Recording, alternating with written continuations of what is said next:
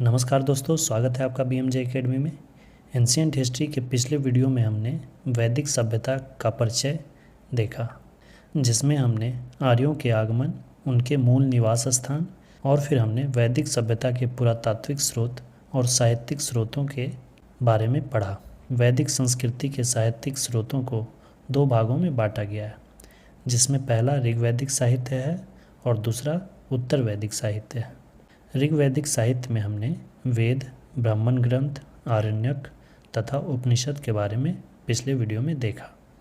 आज के इस वीडियो में हम उत्तर वैदिक साहित्य के ग्रंथों के बारे में पढ़ेंगे, जिसमें वेदांग, उपवेद, स्मृतियाँ और पुराण शामिल हैं। तो आइए दोस्तों शुरू करते हैं। उत्तर वैदिक साहित्य में वेदांग हैं, जिनकी संख्या 6 है, उपवेद हैं, जिनकी संख्या 4 है, स्मृतियाँ हैं, जिनकी संख्या 20 है और पुराण है, जिनकी संख्या 18 है। आइए इन सब के बारे में अब पढ़ते हैं। सबसे पहले वेदांग। वेदों को समझने के लिए वेदांग की रचना की गई। वेदांग की कुल संख्या 6 है। सभी वेदांग गद्य में है। अब सभी 6 वेदांगों के बारे में संक्षिप्त जानकारी लेते हैं। पहला वेदांग है शिक्षा। दूसरा वेदांग है कल्प। इसके 3 भाग हैं: स्रोत सूत्र, गृह सूत्र और धर्म सूत्र। स्रोत सूत्र में यज्ञों के बारे में वर्णन किया गया है, जो कि यजुर्वेद के लिए है। इसी का एक उपभाग है शुल्ब सूत्र, जिसमें यज्ञ वेदियों के निर्माण के नियम दिए गए हैं। इसमें ज्यामितीय विज्ञान, ज्यामिति का, रेखागणित का प्रथम प्रयोग किया गया है। अगला है गृह सूत्र। इसमें गृहस्थ कर्मकांडों का वर्णन के बारे में दिया गया है, जिसमें 8 प्रकार के विवाह का वर्णन है। गृह सूत्र में ही 16 संस्कारों का भी वर्णन है, जो व्यक्ति के जन्म पूर्व से लेकर मृत्यु के बाद तक संपन्न किए जाते थे। और इसी का तीसरा है धर्म सूत्र। इसमें राजनीतिक, सामाजिक, धार्मिक, वन व्यवस्था, पुरुषार्थ इत्यादि का वर्णन किया गया है। तीसरा वेदांग है निरुक्त। इसमें वैदिक शब्दों की व्युत्पत्ति के बारे में। अगला वेदांग है व्याकरण। इसमें भाषा विज्ञान के बारे में बताया गया है। व्याकरण पर प्राचीनतम ग्रंथ पाणिनि द्वारा रचित अष्टाध्यायी है। बाद में शुंग काल में पतंजलि ने व्याकरण पर महाभाष्य की रचना की। महाभाष्य अष्टाध्यायी पर लिखी गई टीका है।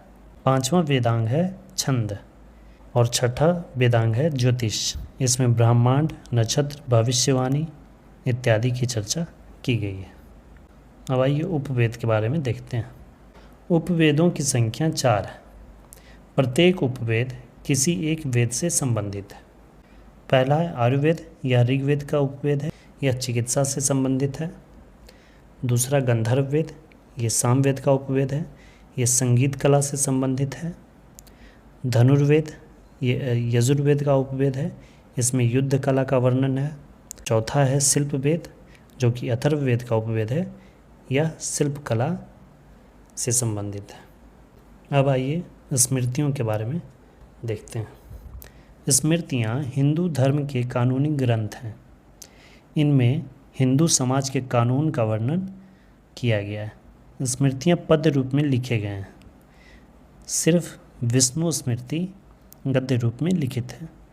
स्मृतियों की कुल संख्या 20 है। यह लगभग 500 ईसा पूर्व में रचित की गई है। स्मृतियों में सामाजिक आचार संहिता के बारे में है, जिनमें से कुछ प्रमुख स्मृतियाँ निम्न हैं। सबसे प्रमुख और सबसे प्राचीन स्मृति मनुस्मृति। इससे कई बार प्रश्न आ चुके हैं। सबसे प्राचीन स्मृति है मनुस्मृति।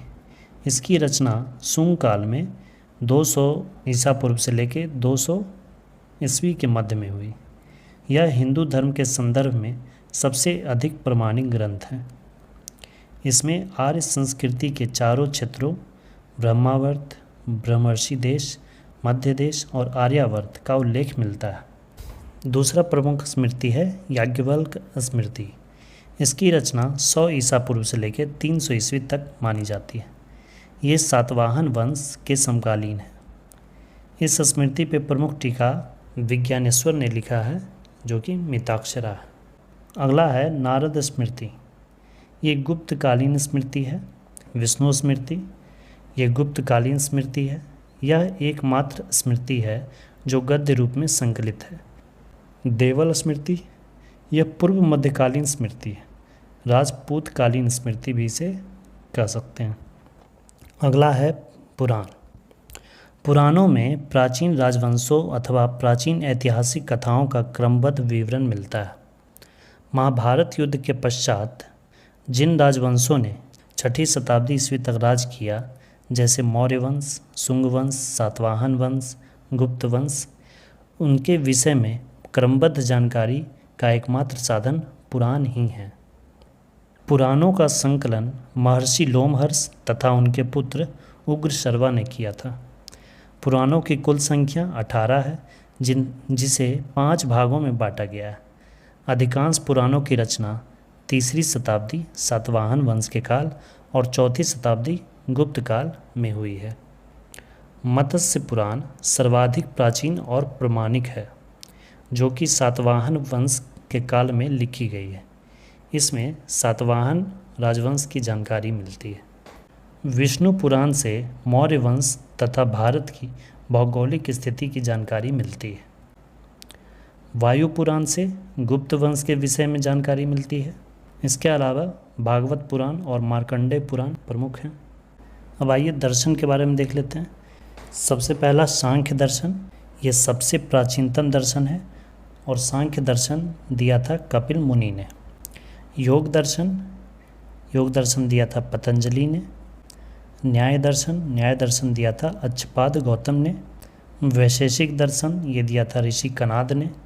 महर्षि कनाद ने ही सभी वस्तुओं को पंच महाभूत में वर्गीकृत किया और परमाणु की संकल्पना दी कि प्रत्येक वस्तु परमाणु से मिलकर बना है, जिसे कि उन्होंने इसमें पंच महाभूत का नाम दिया। पूर्व मीमांसा ये दिया था जैमिनी ने और उत्तर मीमांसा ये दिया था बादरायण ने। उत्तर वैदिक साहित्य में 2 प्रमुख महाकाव्य भी है, जिसमें कि एक रामायण है और एक महाभारत है। रामायण भारत का आदि महाकाव्य है।